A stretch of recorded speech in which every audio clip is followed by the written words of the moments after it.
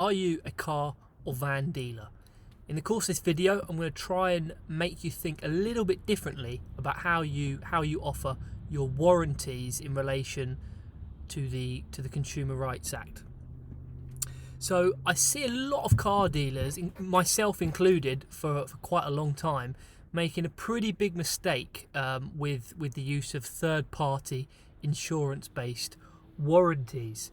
And the reason for that is that they really add such little value, and they're very easy to use because you just you sign up to it, you pay the price per vehicle, and all you get from these third-party warranty companies is reasons why they're not going to pay out. It complicates the process, and although you think they're managing it for you, what they're really doing is putting a huge layer of control over your business. And managing the warranties is important because you don't want to have a dissatisfied customer. You don't want to be getting 1-star reviews. Vehicles will always be going wrong. It's about how you manage it. And about a year ago, I made a big change in our business. So what I'd done is I changed I used a third-party warranty company. I did have a 1-year warranty with that company. We offer a 1-year warranty on our vehicles. And I switched it to doing it completely myself, managing it myself. And they told me, the manager of the warranty company told me, you'll never be able to do this. It's so difficult.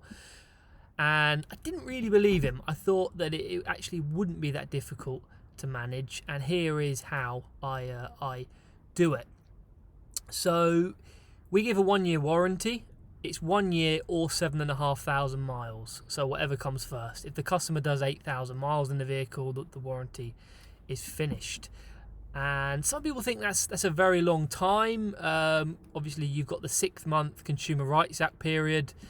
But I think it's really helpful for a variety of reasons. So number one, giving a warranty just by itself is going to help you to sell more vehicles.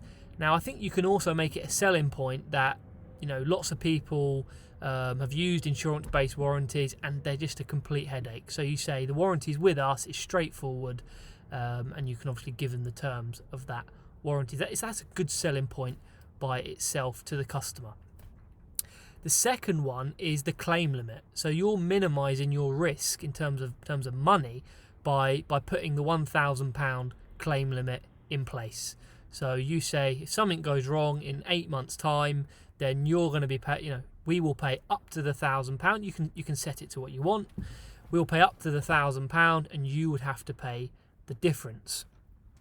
And you can put other terms in it, that you wish to. And so why does that work quite well? This is all about managing not only your risk but the customer's expectations. And you might sort of rebut that by saying, well, the customer has the Consumer Rights Act anyway, which requires you to pay for the full repairs if in 2 months something's gone wrong and you can't, and there's insufficient evidence that it wasn't present at the time of sale. I find it still really useful because half the time with overall customers that they will actually acknowledge your terms anyway because they knew about it at the time of sale, they've signed the agreement, you told them it was in the advert about the claim limit. Half the time the customers will actually agree to that. And so you're minimising your risk. If something goes wrong and it costs £1,500, you're paying £1,000, not the total bill. It doesn't happen all the time. You will get customers that say, well, under the Consumer Rights Act, I want you to do X, Y, Z, and you might have to. And you might try and find a solution in each circumstance, but I find that setting the warranty out yourself, setting it clearly with specific terms, it's a good starting point, and it manages your risk. And like I say, more than half the time, the customer will acknowledge those terms anyway. And as well as that, so you are actually adding value by giving a 1-year warranty. If in 9 months' time something goes wrong, under the Consumer Rights Act, they wouldn't be covered by that fault unless they can prove it was present at the time of sale, which gets more and more difficult. So, by giving that claim limit and giving that extra warranty, if something goes wrong way beyond the line, then you are giving, you're protecting the customer more. So from a financial perspective, you might be panicking, thinking, well, I don't want to be paying out all this extra money on things extra going wrong. So what we do, every vehicle we sell, we put £200 away in a savings pot towards these contributions. And I've found over the course of a year, we've actually saved up about £15,000. We sell about 20 roughly vehicles a month. We've saved about £15,000 in the pot. So if anything goes wrong, then we will contribute towards that repair bill. I generally, when something goes wrong, the customer calls you up, I just ask them for the mileage and maybe a photo of the dashboard to see what the mileage is at the time of the fault. And then what I usually say is take it to a local garage, get a quote for the repair, and then we'll go from there.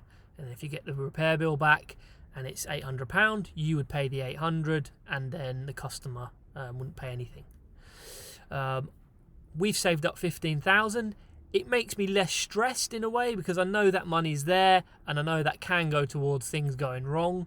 And when you're very organised like this, I find that in some cases, if you feel that the customer's just been very unlucky, you might want to contribute a bit more to it. I've got a vehicle at the minute which they've done about 7,000 miles in it, so it's just under the limit. The engine's broken on it, and I'm probably gonna contribute a little bit more than 1,000 to keep them happy. So there's you can play around with it, but the 1,000 is a good starting point.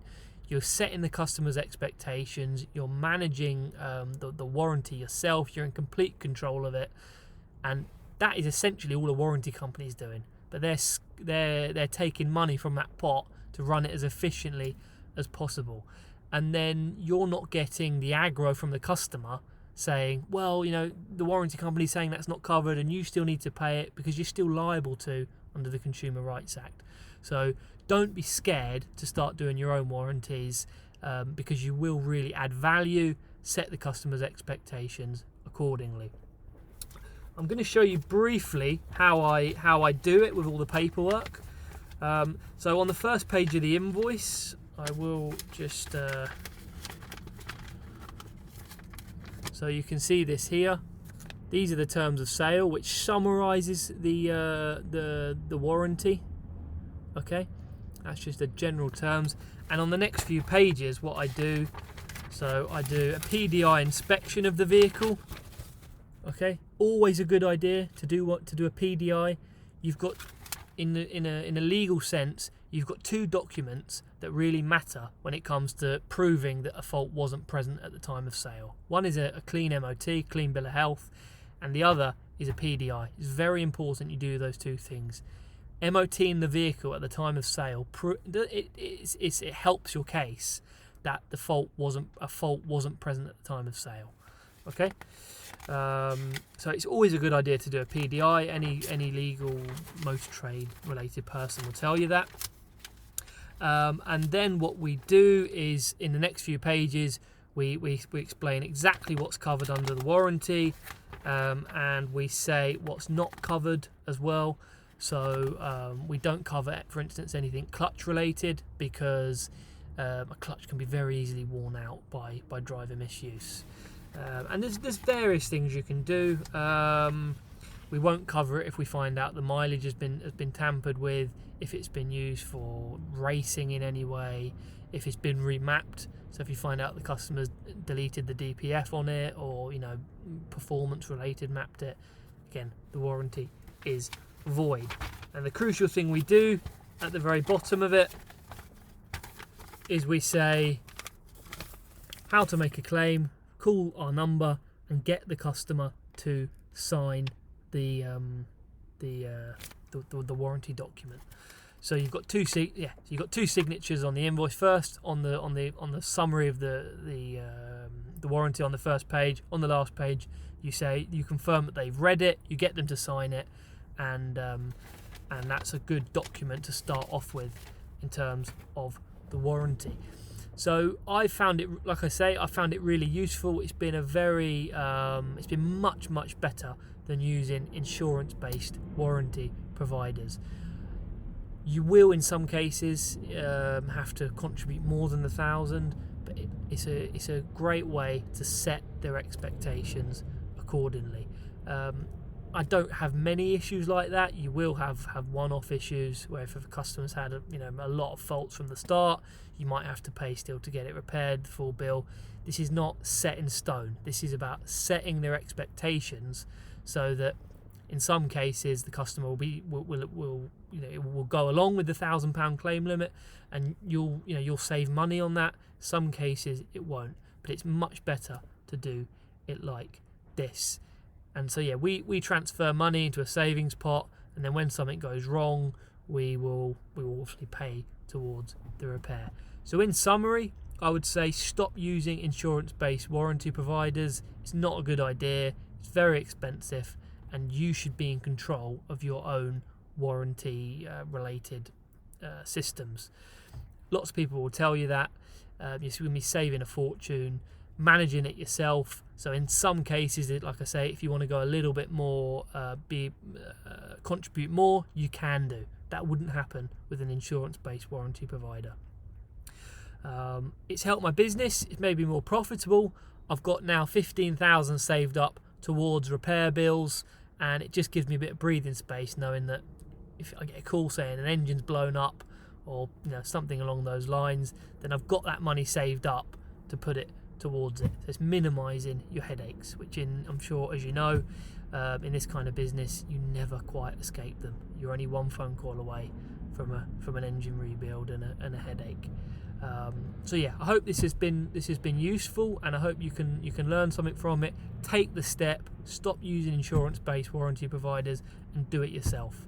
I'm always here if you want to give us a call. 01753 267 270. If you've got any more questions about this, you want any guidance about how to do it, how to make the jump, I'm always here. Max at Huntswood Van Centre. Thanks for watching. If you like the video, give it a like, and if you like our content, please subscribe. Thanks for watching.